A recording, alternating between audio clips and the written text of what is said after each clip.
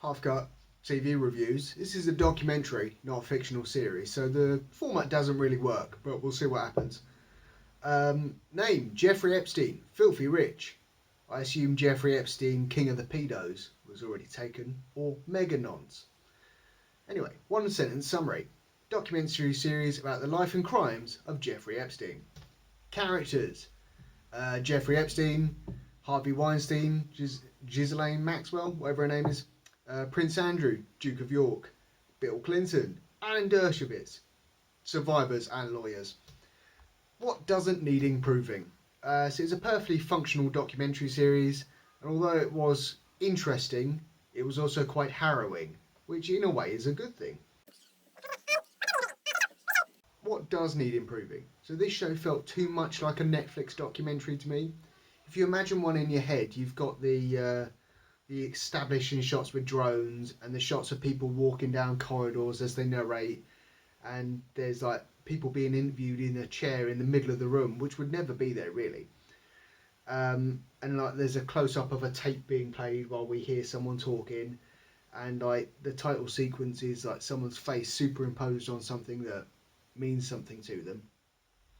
Um, so yeah, they need to vary up the Netflix formula basically because they're all looking a bit the samey.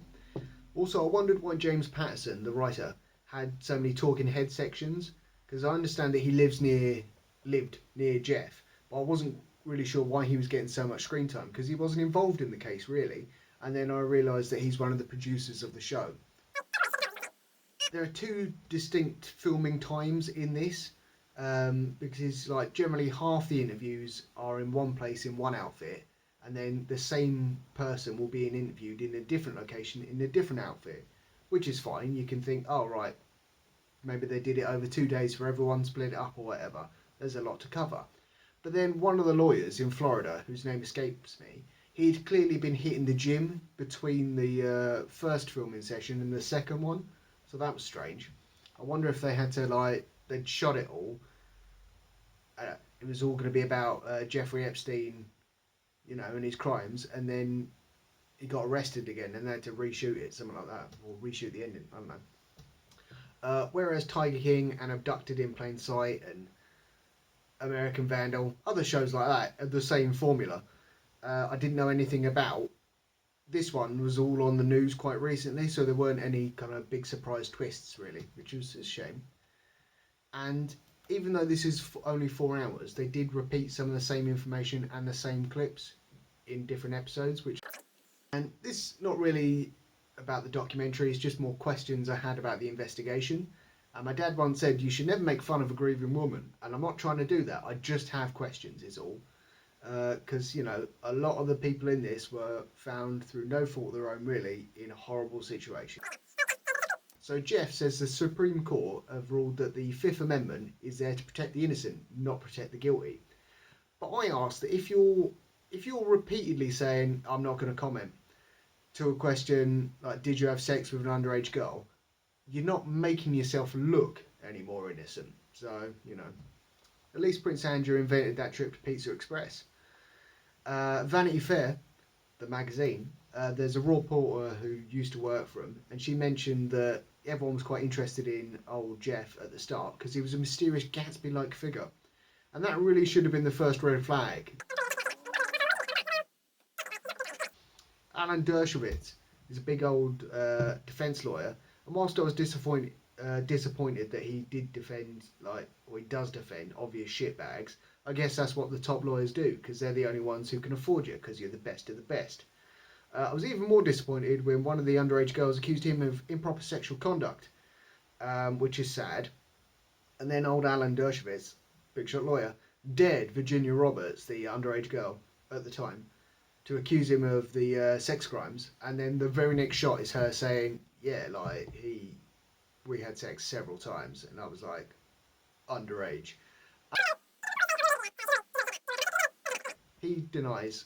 Lots of people in this deny all allegations against them, but there you go. On the subject of old Alan Dershowitz, he said, as defence attorneys, they look at what's good for the clients ethically and legally. And is it really ethical to accuse an underage girl of being a prostitute when your client is the one paying for the sex? Because even if she is, which many of the girls were not, like, your client's still giving them the money, so surely he's the one in the wrong, even if that person was a prostitute, but they're probably not anyway. Maria Farmer.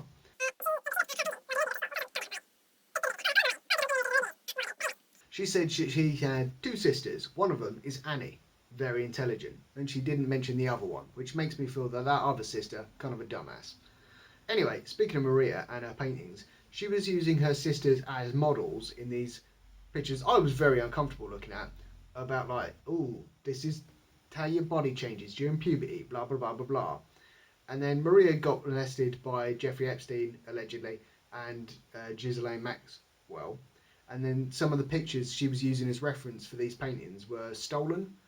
And it was just like, oh, it's just very unsettling to know that he had these pictures and we don't know what he's doing with them. I probably would not ask what he was doing with them.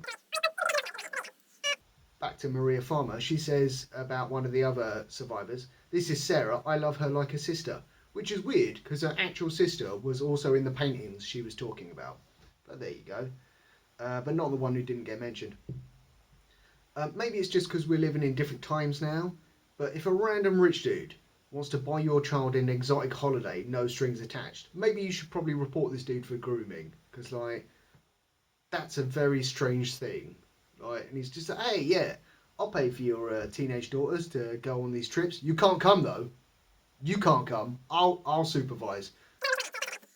How many massages did Jeffrey Epstein need? And we're doing massages, by the way, because like there were like dozens and dozens and dozens of these like victims. Like, fucking, how many times a week is he getting an underage girl to come and give him a massage?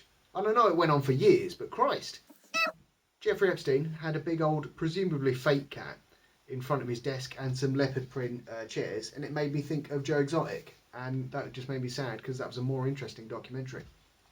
And according to the reporter from Vanity Fair, whose name I can't remember, Epstein threatened her and her boss, and the threat when he found out she was writing this article about him, which at the time was just going to be like a business article, and then he's all like, hey, if you put some stuff in this article that I don't like, I'm going to have a witch doctor put a curse on your unborn child. And at that point, you got to think, this guy's an absolute prick. Like, what's he even talking about? But he's clearly hiding something. And then the editor of Vanity Fair allegedly found a cat's head in his garden and a bullet on his doorstep. And I'm not saying it was the chupacabra, but the chupacabra might have been involved, It's probably Jeffrey Epstein, though. Right, so the story about Jeffrey doing his nonsense got binned off by Vanity Fair, and like the reporter was quite unhappy about this. But apparently, she didn't warn the Farmer sisters who she'd been talking to, and so like they picked up the magazine, flicking through it, and it's just like no mention of him being a nonce. So, well, why didn't you tell him anyway? Some newspaper in Palm Beach in Florida, and he goes. The reporter says, well, if you have enough money, you can buy your way into any society. No shit, mate. Like, thanks for the brilliant insight. There's a shot of a police cruiser cruising down the road, and you can see stuff leaking out of the bottom of it. That's not good. Who uses a calendar like a diary, like writing on what they did that day? That was very strange. That confused me. And there's an educational psychologist having a bit of an interview in this, and she says, I remember reading about the Epstein case and thinking, he's targeted girls who are so vulnerable. Again, no shit. Like, how much of your degree money did you spend working out that someone with power is going to prey on someone who doesn't have power? Good for you and your brilliance and your insight. On a more positive note, there was a police captain in this who featured briefly, whose name was Captain Frick. So the police get a search warrant and they go around Jeff's place in Palm Beach, and they're searching with their guns out, I noticed, for some reason in the tapes. Which might, make it harder to search, but that's besides the point. Anyway, it's clear that Jeffrey Epstein has been tipped off, and he's got most of the, his computers and his proper nonce evidence shipped out of the place before the police can turn up. So A, there's a mole in the Palm Beach Police Department that's never mentioned again. And B, if you are going to go clear out all your evidence and nonsense, why would you not clear out the pads by the telephone that have got notes saying like, oh, booked an appointment with this 14-year-old girl for a massage? Like, get rid of all the evidence, surely. There's a bit of information about Jeffrey Epstein's younger days, and I question why his references, which were fake, were only checked 2 months after he started for Bear Stearns on Wall Street. That seems like a poor hiring practice. One of the lawyers, he says that he had a psychologist work out what makes Jeffrey Epstein tick so he could get under his skin during the interviews. And one of the brilliant, psychologically primed questions was, do you have an egg-shaped penis? And also, apparently, as soon as Jeffrey Epstein feels out of control, it's unsettling for him. I think you paid those psychologists too much, because that is not brilliant insight, is it? Yeah, so Jeffrey is taken to court in Florida, and he's cut a sweet-ass deal by Alex Acosta, the then US Attorney for the Southern District of Florida. And he is granted immunity from criminal charges, and so are any unnamed co-conspirators. And I've got a... And yeah, Acosta's all like, hey man, I was just doing my job. The guy went to jail for a bit. That's a win. And also, you know, I was told not to mess with him. But surely though, if, you know, the people above say, yeah, we're granting this guy immunity, and anyone else who's not even named in this, you know, that happens to be involved, they're immune as well. Surely that's a sign that someone important is quite actually very, very involved in this, and you should maybe look into it a little bit more. According to Jeffrey Epstein, he's not a sex... Well, he wasn't. He's dead now. He wasn't a sex criminal because he was only charged with soliciting prostitution. And I feel that if that's not a sex crime, what is a sex crime? Because what else are you going to do if you're soliciting a prostitute? Are you going to go burgle a place together? I don't know. One of the survivors, Michelle, I think it was pissed when she found out about this sweet deal that Epstein got cut and, you know, definitely wasn't there to protect Bill Clinton or anything. And she said... I didn't know you could make a deal with the government just based on how much money and power you have. I hate to break it to you, but that's exactly how you break a deal with the government. She also said something along the lines of, I go to work and do my job. It's time for the government to do theirs. They were given this power to make things better. And I'm sorry, but no, they weren't. They were there. They've got this power to protect people just like Jeffrey Epstein, the rich white dudes who are also in charge. There's one woman who said, I love it here in Spain. It's far away from Jeff and he can't get me.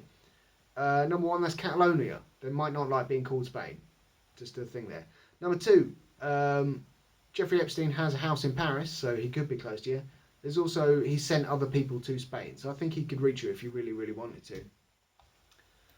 Jeffrey Epstein has a private island, and it's nicknamed Paedophile Island. But the documentary is keen to point out that is not the nickname that Jeffrey gave it, okay? It's just what other people call it. Jeff, when he's doing his measly little prison sentence, because of the sweet-ass deal he got, he's on work release, and he's responsible for the pay of the guy who's supposed to be guarding him, which seems like a really flawed system. Like, if you're poor and you can't afford to pay a dude's wages, yeah, that'll probably work because you definitely can't bribe him. But if you're a millionaire, billionaire, you could probably be like, hey, here's a little bonus for you, look the other way, whilst I, you know, definitely break my rules, which he did. Bill Clinton denies ever going to Jeffrey Epstein's island, but is a denial from Bill Clinton really worth anything, like, because he very famously denied some stuff that was proved to be true.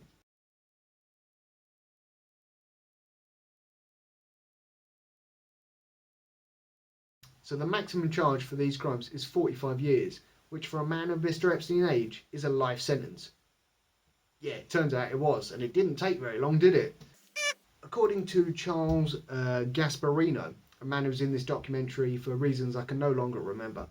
I do remember the state of his desk though, it was mess everywhere. Anyways, he said that the prison Jeff went to in Manhattan, where he died, one way or the other, he said that place was nicknamed the Tombs, and it's understaffed and not staffed by the smartest people, which is just charming, really.